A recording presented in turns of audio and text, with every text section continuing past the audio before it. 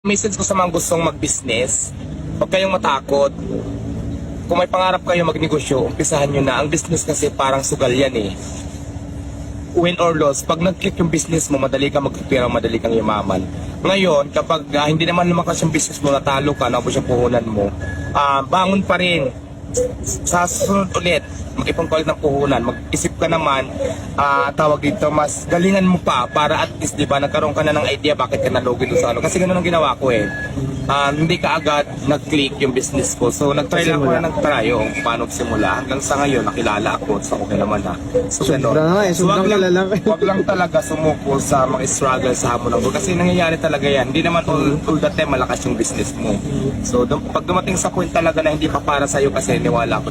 Pag hindi pa para sa'yo yung panahon, hindi pa para sa'yo. Pero pag hindi ka sumuko, dating din yung panahon, naayon din sa yung panahon. So, ganun yung sabihin. Yung mga gumagaya sa akin,